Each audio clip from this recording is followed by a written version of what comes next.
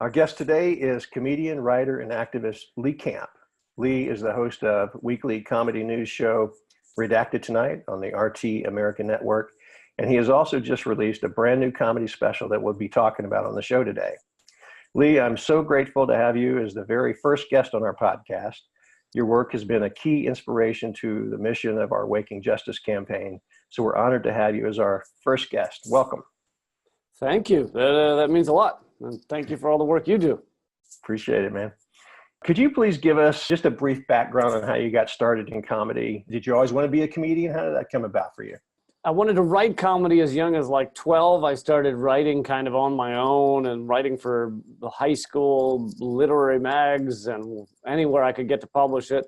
But I didn't really see myself as a performer. I'd never been on a stage. I wasn't really drawn to performance per se. But then about 16, 17, I started wanting to try stand-up. So I finally got on a stage right when I turned 18 and never looked back. I knew I wanted to be a stand-up comic from that point on. The whole time I was finishing college, I was thinking, I'm just going to be a comedian. I don't need to do this stuff. So I still did it. Went straight from there, moved to New York. My comedy didn't become political per se until I was, 22, 23. And then I started filtering in a little bit more each month to get a little more political until ultimately it infected, and I mean that in a good way, my entire act. And there was no turning back from that point. Awesome. So how long have you been in it now? 20 years. Wow, that's impressive. Good run, man. Yeah. So it's been about 5 years since your last comedy special, and your new comedy special is available for streaming now at leecampcomedyspecial.com. I caught a sneak preview. It's fresh, funny, and fearless stuff, as expected.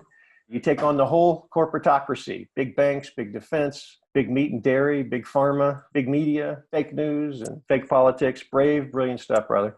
Is it true that the special is banned on corporate TV networks? Well, it's true in a sense. I mean, no, I'm not getting letters from NBC saying, let me just tell you how much we're not having this on our network. That's not really how they ban things. They ban things in a quiet way. And I have been largely just ignored or sidelined by corporate media and corporate channels. So I know that my career in general is not allowed on those networks. It's why I'm on RT America, because it's one of the very few networks where you can speak out against the corporatocracy, speak out against big banks and big ag and big pharma and all the ones that fund your other networks. It is banned on American television in that sense, and that's why I self-produced it and putting it out only at leecampcomedyspecial.com, because I know there's really nowhere else for it. You can get some freedom at certain places like Netflix, but Netflix isn't knocking down my door either. So. It reminds me of a clip of you on Fox News a long time ago. Your hair was very different, and it was hilarious, man. Pay attention to what happens after it, just to show you the journalism we're discussing here. All right, Julia and Lee, we appreciate it. I'm sure you guys are going to have a lot more jokes for the rest of the campaign here. They just keep coming. What? Can I just ask a question? Sure. What is Fox News? It's just a parade of propaganda, isn't it? It's just a festival of ignorance. What? Why, a million people are dead in Iraq. Come on, this is ridiculous. What's the point of this?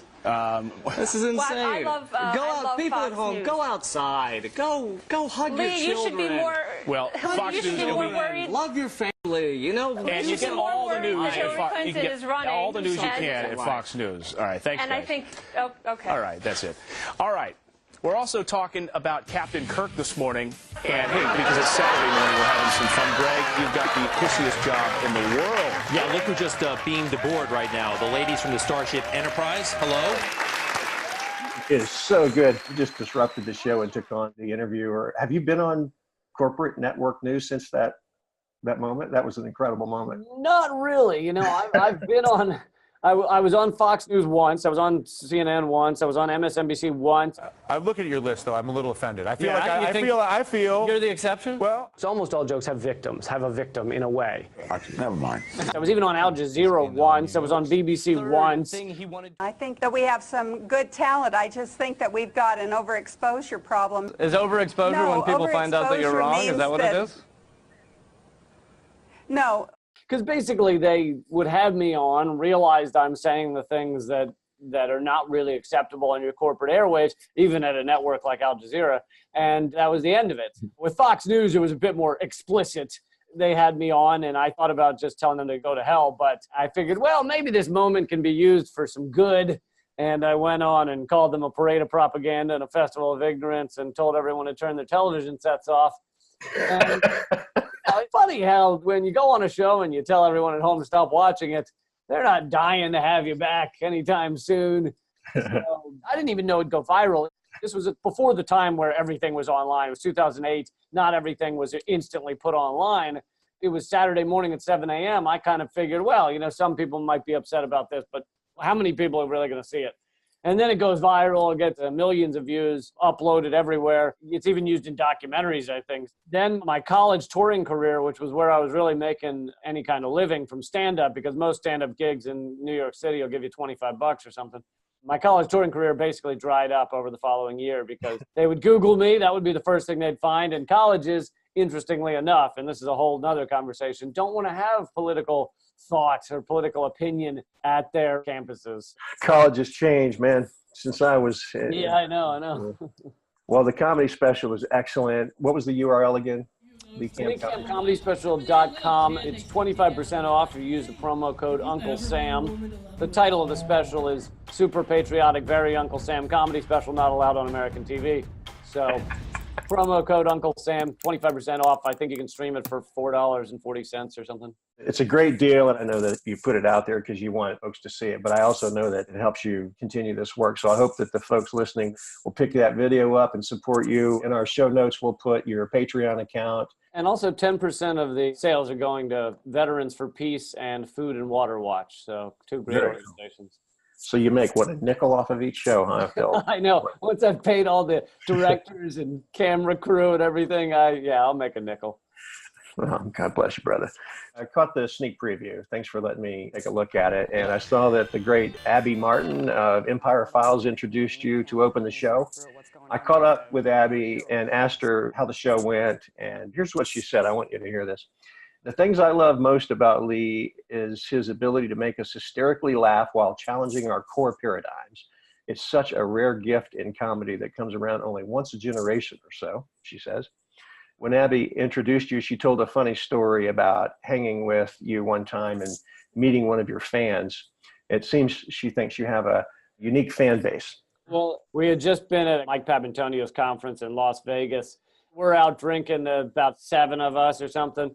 And we leave, the bar's like 2, 3 a.m. It's pretty late. We're headed back, and they're stopping for a smoke. And this guy comes running up to us, young guy, probably 30 or so. And he seems kind of frantic, and he goes, hey, can I just hang with you guys for a second? And we're like, yeah, sure. He's like, he's kind of changing his appearance. He's taking his jacket off, kind of ruffling his hair up. And we're like, what's going on? The cops are after me because I hand out flyers for the strip club in the casinos, and we're not allowed to do that. So yeah, they know me, and they're chasing me right now. And we're like, yeah, sure, why not? You can hang out with us. And right then he looks over and he goes, Lee Camp? Big fan, man. I love it, man. You're big with the stripper club workers. Yeah. Of course you are. Well, to that point, there were a few audience shots in your special I noticed, and I was kind of stunned at how diverse the age and demographics are of your audience. Yeah. Kelly Carlin, the daughter of the late, great George Carlin, she has said that you're keeping her dad's torch alive and that you're a thinking person's comic. How would you describe the fans who follow your work? What is it you think that you're doing that is resonating with them? Yeah, that is one of the cool things is how diverse it is, especially when I'm in a diverse city like Los Angeles where I taped the special. It really is every different age. I mean, it definitely, I'd say, skews mainly over 25, but you can go from 25 to 70 or 80-year-olds will come out and, amazing grandmas who've been fighting against war their entire lives. And you'll see parents there with their 25-year-old kid. That's like, yeah. and then the number of times, it's kind of incredible, the number of times that a 25-year-old will come up to me with their parent and go, yeah, my dad turned me onto your stuff and I'd love it. They're half frustrated that the old guy knew what he was talking about. So cool, man. That's you're really a really sweet spot, man. But what it is resonating, I think, is just, thinking outside of what we're given on our corporate airwaves. And I'd like to think that what unites all of my material is kind of an empathy for those who are exploited by our system, beaten down by our system. And, kind of the underlying message is, if you are beaten down, it's by this system, by this unfettered capitalism that's crushing kind of everything. It's not your fault. We're in this fight to try and survive and sustain this environment together. You may feel like it's your fault because there's a lot of programming out there that's been told to say, hey, the personal responsibility, pull yourself up by your bootstraps. But the truth is we have an entrenched class system that is meant to chew up 70-60% of us and spit them out through their entire lives. They're slaving at a job they hate, maybe two jobs they hate, to try and feed their kids and put a roof over their heads and everything. And so it's not, the personal responsibility thing is a canard. It's a false argument that's designed to make people feel like crap for working their ass off and not becoming a millionaire. Don't believe the lies. We're not all just temporarily not millionaires. That's not how it works. So that is what unites these audiences, people that want to see change, and they realize that we're up against a massive force that is just enriching themselves while everything kind of comes crashing down around us. Wow, right on. We're going to come back to the, everything coming crashing down around us. I'm a fan of yours, and a lot of us resonate around your integrity. You really are exactly who you are up there. And I think that matters because there's so many corporate comedians out there that are kind of working for the system, and they find a really nice slice to pull in, some nice slices of the left crowd or the progressive crowd or the alt-right even. People see that you're the real deal. Abby also said that you're a genuinely amazing, and I know you're modest, you're going to hate hearing this stuff, but I'm going to tell you anyway. So you're a genuinely amazing, down-to-earth, inspiring person who commits his existence to a better world. I think that's what's coming through. People believe in you. And Eleanor Goldfield shared some similar comments. Eleanor is the host of the weekly series Act Out on Free Speech TV, and she's your co-host on your podcast, Common Censored, which I support and listen to every week. I love that program you guys are doing. You're doing great work there. Thanks. Yeah. Eleanor said, Lee's an inspiration both as a human being and an artist. The performer you see on stage is just as raw, jagged, and loud, and a louder version of the person he is off stage. and I love this, what she says. She says, Lee's work is a powerful and important mirror on the absurd. In your comedy special, you definitely confront the absurd, and I'd appreciate it if you could respond to some of the issues you raise in your show. I'd like to just run through a few of the questions that you asked the crowd. I'd like to hear your responses to them. In one instance, you asked, what's so advanced about advanced weaponry being used to kill thousands of people? What did you mean by that? Aren't those weapons protecting our freedom? Yeah. We're bringing freedom to other countries. It's just on the tip of missiles. Even when we're watching a so-called debate about whether we should be bombing or not, CNN or whatever they'll pretend to have debates. And, it'll be a little panel, and they'll have 5 people that think we have to bomb immediately and 1 person who says we shouldn't bomb. But even within those debates, they're staying within a certain narrow channel of allowable thought. No one is questioning kind of war in general. No one's questioning the larger military-industrial complex on those channels for the most part. And even the language they use is designed to make us think a certain way. When they're saying, look at our advanced weaponry, well, we've got very advanced missiles over there. And let me tell you, our targeting strategy, and whenever they're using these words, that's still impacting the thought of people that either haven't made up their mind, or even if you think of yourself as someone who wants peace, you're still using the terminology of war.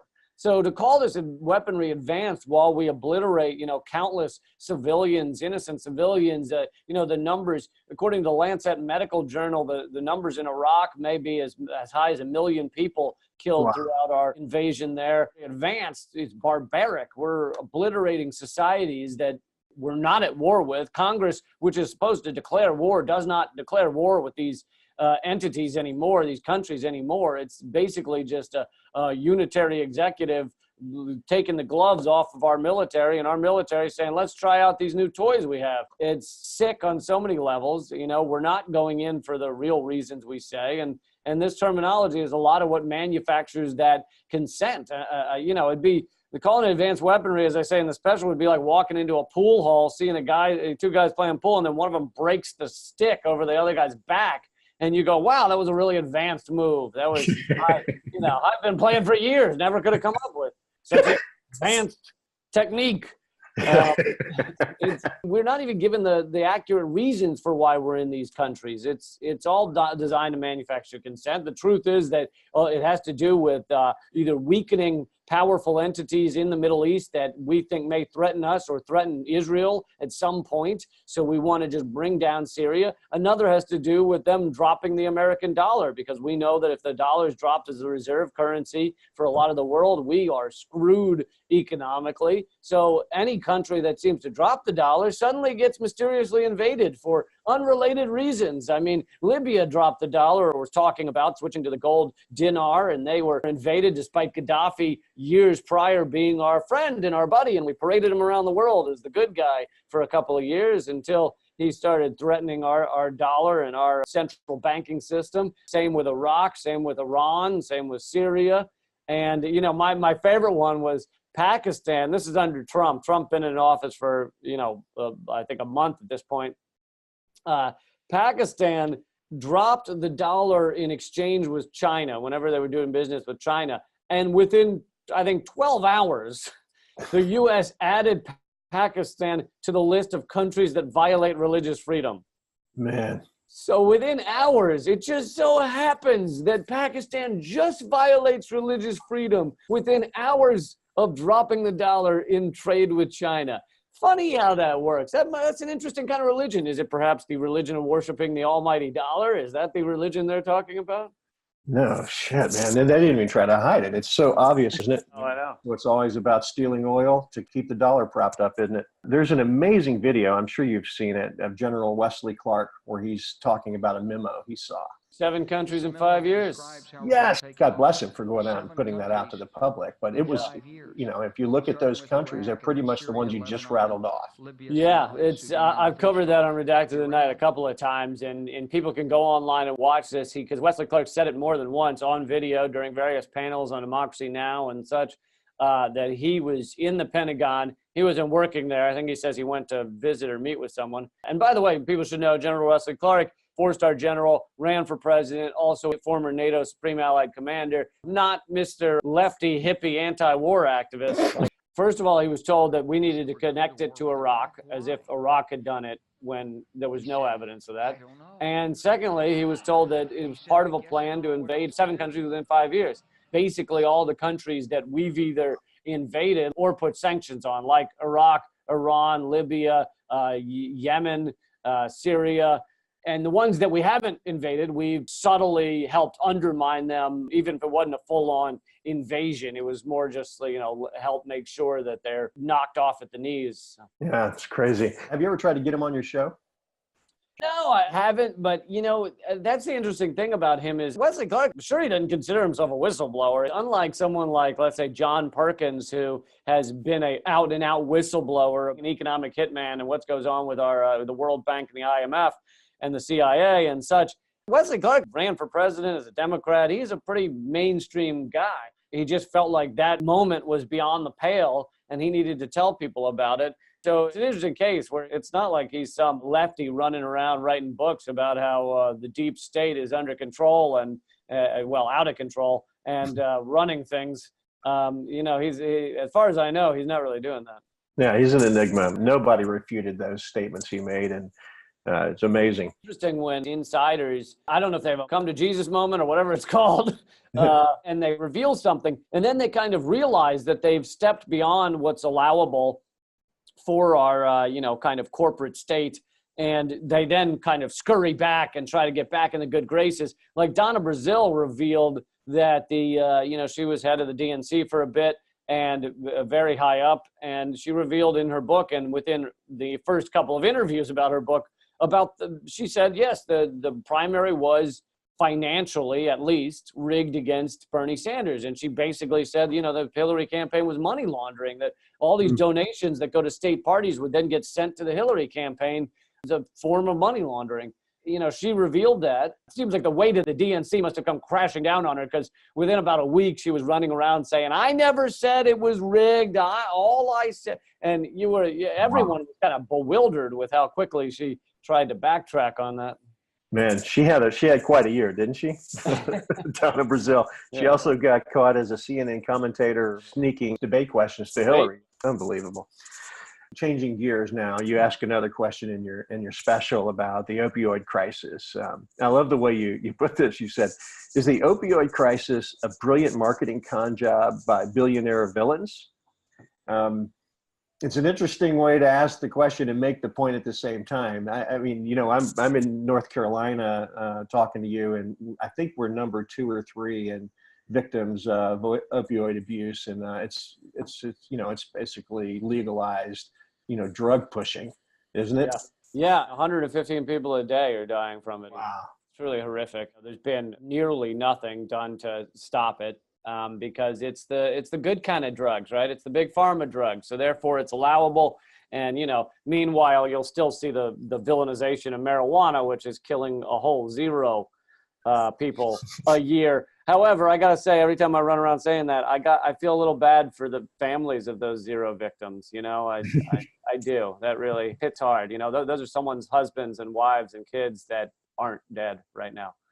Hanging out, eating chips and having smoothies and shit. Yeah, but I call it a good marketing scheme. And there's been a few articles about this. It's not something the mainstream media likes to harp on, but there's been a couple of investigative pieces on how did this happen? Well, we're one of the few countries that allow direct-to-consumer prescription advertising. So you can push it on people, because guess what? Advertising works. If it didn't, they wouldn't spend billions of dollars on it every year. So advertising works like a charm.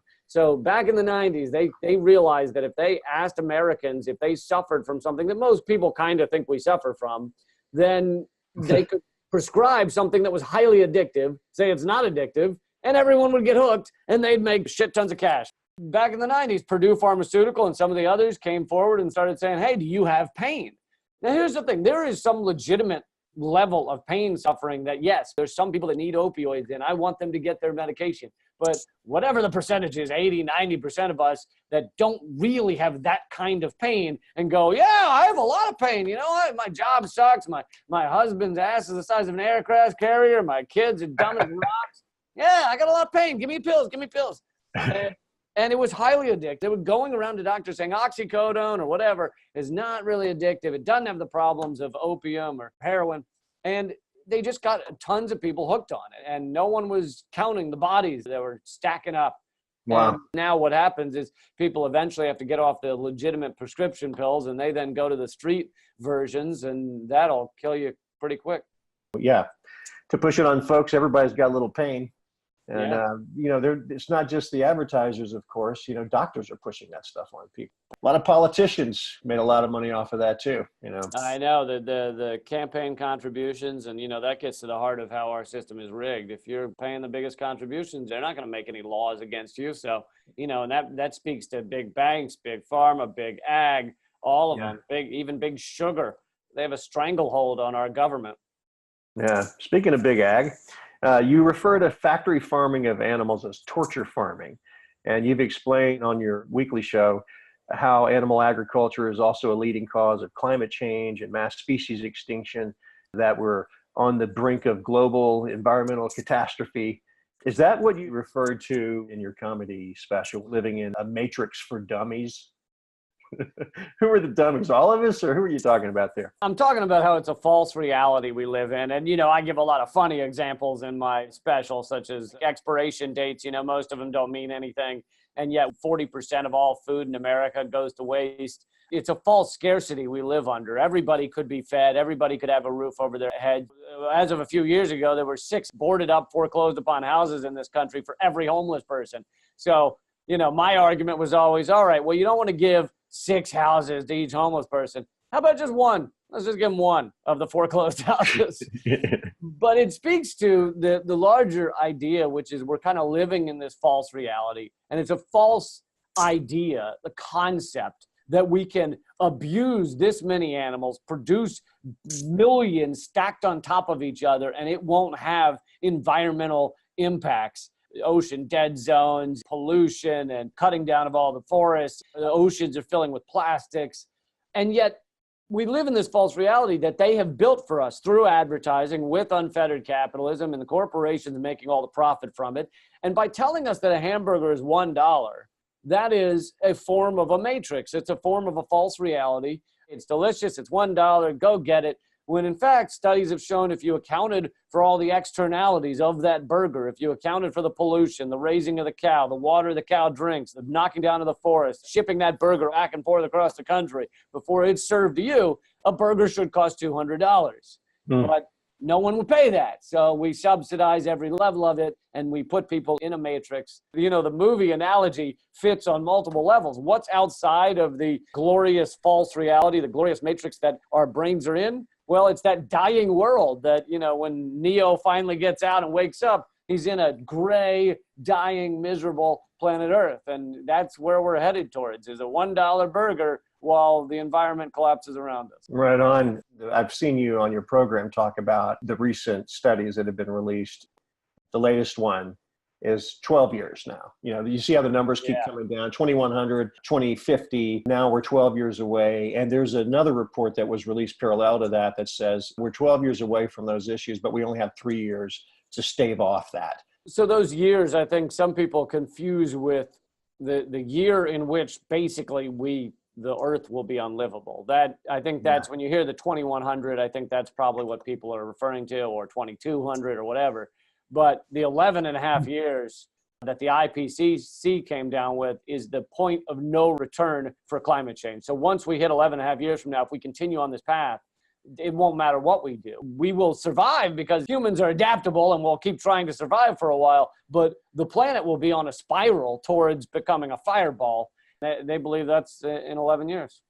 Yeah, I've been tracking that science myself. That's a big part of what our Awaken Justice campaign is about. You know, it's reaching out to all the folks across the global justice movement that care about anything, whatever it is, that we're fighting for. With these problems coming at us on the road there to 11 and a half years or whatever the latest number is, on the road there's going to be a lot of misery and a lot of global insecurity, food insecurity, refugee crises are going to continue to expand. The thing that I remember most about the last live appearance I saw you at, which was at Asheville Vegan Fest, you were lecturing us vegans about... Was I lecturing or encouraging? You were encouraging, and you did it in a really cool way, actually. It was pretty inspiring the way you said it. You said something along the lines of, isn't it time we stop fighting on the corporatocracy's terms and start connecting with each other on our terms? And you went further and advised that we should all be working together, those of us who are fighting to protect animals, and that massive corporate animal system you were talking about, the massive amount of cruelty that happens in that system. 84 billion sentient beings every year being crushed under the burden of that mass mechanization of producing meat and dairy products. For those of us in the work, we see the results of it, the animals that we rescue, and it's stunning too. And that doesn't get discussed enough either in mainstream media or by politicians. But the advice that you gave us, acknowledging what we're all fighting for, justice for animals, justice for the environment, justice for human oppression. We should work with other causes like Black Lives Matter, you said, and women's rights and indigenous people's rights, environmental justice and economic justice advocates. And I should tell you that you inspired the tagline for our Awaken Justice campaign, which is, we're all fighting the same fight, let's fight together. That's cool. Yeah, so thanks for that. We all know that if we could just join together, we could overwhelm the corruption of the corporatocracy. That's what you call it, the corporatocracy. We could take back our power, help each other, and heal our planet. What is holding us back? Well, boy, do you have an hour? Well, yes. There is a tendency to think the cause that you care most about is the most important one, and some may be, but also to kind of then push away those causes. We don't have time to deal with that because we're focusing on this. I think that divides us in a very nice and beautiful way for corporations. You know, as long as we're staying off in our little groups and not working together, divide and conquer is a beautiful policy for them. And, you know, let's be serious with any of these protests. If they get even remotely successful or strong, There will be infiltrators. There will be, whether it's plainclothes cops that were at Occupy or a higher level infiltration, or it could just be a right winger that wants to screw your group up. You're going to have those. And if you've atomized yourself, there's not a lot to be able to fight back against that. But if you're a much larger thing with many, levels and limbs and stuff, then it's a lot more difficult for a couple of people to upend it. But beyond just that, all our fights are really connected in the fight against profit over all else, putting money above lives and sustainability and health and caring for other sentient species. All of that at the root is putting a dollar sign over those things when there shouldn't be one. There are certain things that the market system should not apply. What's really interesting is if you look at some things in our own lives, things we really care about, and this goes for anybody, even a frothing at the mouth Trump supporter, your brother or something ends up in the hospital and you have to take care of his 4-year-old for 3 days while he's in the hospital. Now imagine he gets out of the hospital and you say, oh, I'm so glad you're all right. That'll be about $1,000. I'm giving you a discounted rate, but it'll be about $1,000 for me to take care of your kid these past 3 days. Cash a check. He'd probably smack you across the face because there's certain things in our lives that we think are more important than putting a dollar sign over them. And that should go for more things than it does. That should go for the health of our planet. It should go for having clean water and clean food and roofs over our people's heads. And it is so many different things in our society that should have nothing to do with profit. Healthcare, for one. That unites all of our struggles. So those who want the profit, who want to extract all of the wealth out of every step of life and our societies, the fight against them and what they want unites all of these movements. So I truly believe that if your number one goal is to stop animal agriculture, especially torture farming, spend a lot of your time on that. And then when there's an anti-war protest, show up at that one too, because that military-industrial complex that's putting a dollar sign over the death of so many overseas, that's related to you fighting against the corporations. And these corporations are all linked too. It's like 100 corporations run most of everything. But those corporations that are torture farming, it's the same fight at the heart of it. I'm not saying don't focus, but at times, but you should also work together. Right on. You mentioned Trump supporters. There are folks who support Trump that are incredibly violent and bigoted and racist, et cetera. I'm in the deep South. My family's from the South. You're actually a Southern boy yourself. Yep. You probably, like me, have people in your own family who supported Trump, who are good people. Yeah.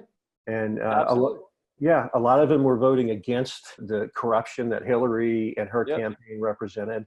A lot of them were believing in a lot of the messaging that Trump was talking about. Some even believed he was the anti-war candidate. Wow, I missed that one. I could see that, yeah. Long before he was running for president, he was tweeting that Obama shouldn't invade Syria, that he can't do it without approval of Congress. He used to tweet, must get approval of Congress.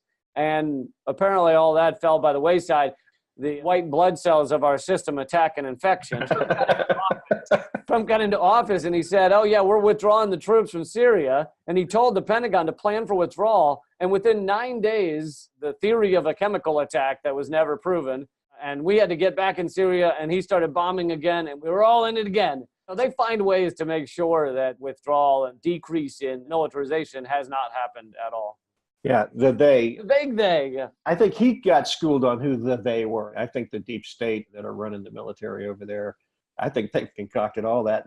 And it seemed almost like he was excusing the bombing almost after he learned that it was going to happen, whether he liked it or not. That was my sense of it. The poor guy, he's going to start getting the Obama gray. I think those guys that get into office, some of them probably have some good intentions. And I'm sure Trump in his own mind thought he did. I understand what you're saying, and I didn't mean to paint with too broad a brush. There are good-hearted people who were Trump supporters for various reasons. I believe from day one they were being misled, but I don't want to say that roughly 50% of the country that voted for Trump are assholes. Well, I think the people that voted for Trump are all getting woke up, just like those of us who voted for Obama, got woke up. Yep. There's something across, you were earlier talking about those folks that are supporting global justice causes. There are also folks right of center who support economic justice, fair wages, clean environment, and they get climate change. And I think this left-right idea is possibly part of the problem also. I think there is a layer of causes that are about just global justice across the spectrum that people from those so-called left and right camps can join together. Look, Martin Luther King was talking about doing this. My final questions. Did you vote in the midterm election? I did, because as I say in my comedy special, I talk about how rigged and ridiculous our voting system is. It's a large Harvard study called it the worst in the Western world. We vote on black box machines that with proprietary corporate code that no one's ever allowed to see. It's egregious, but I think we have to vote in such numbers that we overrun, swamp what's stolen in a lot of local races and local ballot initiatives and things like that.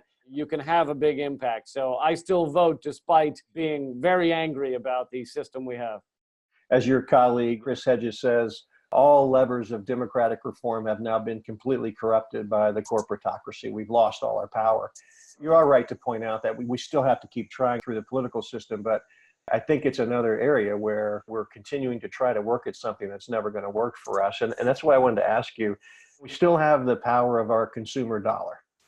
And if we're talking about what the enemy is, getting past the they and the big money and you know, terms like corporatocracy or plutocracy, or what are all the terms? I wish all you cool pundits out there that really get this shit, I wish y'all would come up with one term so I could talk to my children about it. Because they say, is that the same thing as the plutocracy, or is the corporatocracy something different? And who are the oligarchs? Right. But can you and Abby and Eleanor and Jimmy and all y'all get together and come up with a single term and let us know? And we'll start using it. I know. I find I use whichever, flavor I'm feeling that morning. At times I'll use corporatocracy. At other times I'll talk about the oligarchy. And at other times I'll talk about the kleptocracy, the rule by thieves. Yeah. Well, it is pretty clear when I saw you back in Asheville over the summer, and I talked to you about the research that we've done for this campaign, actually, where we looked at the top 5 or 6 companies in every major industry, big pharma or big oil or big chemical or big defense or big meat and dairy or big banks. And what we found by looking at who their major stockholders were, just 4 major hedge fund companies owned controlling shares in every major company across every major industry. Wow. And all that means, it's not some Illuminati bullshit. It's just that a couple of hundred billionaires are controlling all this shit. Yeah, It's the oligarchy. Yeah, absolutely. And for the ones they don't control, if something starts to happen at them that is unsettling to those interests, they have enough money to buy it out and stop. I mean, that's what we're seeing with a lot of the media. I mean, why does Jeff Bezos, who has so much going on, need the Washington Post? Well, he just wants a media arm to give his talking points out there. And Sheldon Adelson realized that the newspaper in Las Vegas was a real thorn in his side, so he bought it out, and now he owns it. Even for the things that they don't own, if it becomes a problem, they will own it. They'll buy it. What they can't own is you. You're an independent, and there are other independent journalists out there. And by the way, the top, the stat, everybody knows it now, 90% of media in the United States is owned by just a handful of major companies. And by the way, those 4 hedge funds have controlling shares of all the major big media companies as well. Right. So this is locked in. A few hundred billionaires. The power is so concentrated, and we're talking about the top 1% of wealth in the world, is controlling all major industries. And these are also the folks that are controlling the advance of global animal agriculture that's driving mass species extinction and climate change. That's that 12-year window you're talking about. So if we can't fight them with politics and through the political system, especially within that tight time frame, sure, the one bit of power we do have left is how we spend our consumer dollar. Mm-hmm. And do you think that ultimately Gandhi and even King with the bus boycotts, do you think ultimately we have to resort to a consumer revolt and start pooling our money and spending it to take these folks on and be a bit more strategic and aware of what the real fight is? Well, I do think that is one of the most powerful tools that activists have, is the divestment movements. Divesting from big oil has had a major impact, and they've had real success, 350.org and such, and pushing big banks to divest their investments from these massive oil pipelines. It can cause a real headache to some of these big corporations. I also think that can't be the only push or the only activist element. A lot of these corporations own things and you don't really know what they own. Trying to avoid a certain name brand, some of that works. Like I don't buy Nestle, but a lot of them own things that you don't even know it's connected to this other thing. And you have endless advertising. The estimates are we take in between 1,000 and 3,000 ads and brand names a day. And that's all pushing us to buy those things. So our voice telling people not to buy a certain name brand is like a mouse squeaking at an avalanche. I still think it's an important tool. I think some of the biggest change we've seen has come through divestment from big oil or divestment from the war machine. Code Pink is a new mission they've created, divestfromthewarmachine.org. It talks about whether your investments, your pension or your 401k is in companies that are basically keeping these weapons contractors going. Yeah, right on. I know that you're a student of history. Yeah. The great middle class programs that made America great during the Roosevelt era, 40-hour work week and Social Security, and et cetera, et cetera. When working class folk like us think about what makes our country great, and this is on the left and the right side, including that group of Trump supporters we were talking about, when they think about that, it seems like history has become so sanitized about how that actually happened, as if the great oligarch Roosevelt, who was a great president, no doubt, he had to make those changes because people were out fighting in the streets, getting bloodied up and killed. I'm not advocating violence. I am advocating what they were after, which was they were shutting down massive commerce. Chris Hedges spoke in Asheville a couple of years ago on a similar topic. I asked him, what do you think is the right solution here if the political system is so broke? And he said, we need to take to the streets. And what I didn't get a chance to ask him was, and do what? Yeah. Martin Luther King, when he had great breakthroughs, he had two great breakthroughs. He led bus boycotts in Montgomery and somewhere in Florida. Those bus boycotts were very effective. They were able to help him move a lot of progress forward. Gandhi with the textile boycotts and the salt boycotts. Those were all consumer boycotts that were led by charismatic leaders. Yeah, and it's why Israel finds the BDS movement so threatening. They tried to put through laws through Congress that are aimed probably at the BDS movement, but at the same time, it would make a lot of forms of protest illegal. I mean, it's completely anti-American to say you can't advocate for not putting your money in an organization. It's laughably against free speech and everything. To your point about Chris Hedges saying take to the streets, and then you didn't get to ask him, and do what? Those and do what steps are very important because you see a lot of marches. Some of them you'd be shocked with the numbers. The Women's March after Trump got elected was the biggest national march we've seen ever in terms of sheer numbers of people coming out into the streets. But if it show up for 3 hours and hold a kind of vague sign and wear your pussy hat and then go home, well, what does that really do? Trump goes out, play golf, and then he comes back later to do what he's doing. You got to have further steps. Let's go march. Let's go and do this. And then we're going to go home and we're going to do this and this and this. Eleanor Goldfield, he loves to mention a woman at the Women's March that had a sign that said, if Hillary had won, we'd be at brunch right now. That woman was holding that sign like, wouldn't that be great? And Exactly. Eleanor's point was, exactly. If Hillary had won, you'd be at brunch right now. And all of this pillaging would just go on instead. At least we're talking about it. I mean, the idea that we should be at brunch right now is terrible. No doubt, man. Obviously an Obama supporter that woman must have been. I just read a day or two ago, the greatest transfer of wealth from the working class to the top 1 or 10% happened during the Obama administration. Yeah. And that more bombs were dropped on civilians than any other administration during the Obama administration. You average out over his 4 years, Bush was averaging 30 bombs a day. And then Obama upped it to 40-some bombs a day. Now, a lot of this could just be a gloves off of the military-industrial complex kind of view on things. And so they're going to keep ramping up their bombing. But yeah, Obama bombed more per day than Bush did. And now Trump, it's up to near 100 or whatever a day. So, and now it's increased again. Obama deported more immigrants than ever before. And I'm sure Trump will top that. Obama used to brag about how he laid more oil pipeline than basically any president had. He would say in front of oil favorable audiences, we've laid enough oil pipeline to wrap around the earth 3 times. And this is the guy who was good on climate change. Exactly. Yeah. So Eleanor's right. We don't want those people going back to sleep. We do need to figure out what's next. It seems like we're in a space right now and great commentators that are really looking at the truth, like Hedges and yourself and Eleanor and Abby Martin and Caitlin Johnstone does great work. Jimmy Dore. It seems like we're at a phase right now where we're saying look at how fucked up everything is. Look how corrupt it is. Here's an example of how corrupt it is. Here's what's happening in XYZ and ABC. You see how corrupt it is? I told you so. Tune in next time, and we're going to look at more fucking corruption because it's really a mess out there. That's not a criticism. I think we all do need to wake up, including that woman holding that sign and wanting to go to brunch. I think the what next thing, the other side of your point about it can't be just about consumer revolt. It can't just be about politics either, because that's not getting us anywhere. We need to figure out the other aspects, and we do need to work together across the way Huey Newton was talking and Martin Luther King was talking about how we can create a broader coalition of folks that can help us move this forward. I don't know what that means. I'm just putting it out there. I'm looking forward to hearing what's next, and I know you're going to be right on the edge of finding it out. So, I hope so. You're out there, bro. You're out there. You're doing the great work, man, and really appreciate all that you've done in your career. And you're very generous, including this awesome special you're giving it away for, what, $4 or $5, making a nickel off of it, maybe? Yeah. So one more time, that is LeeCampComedySpecial.com.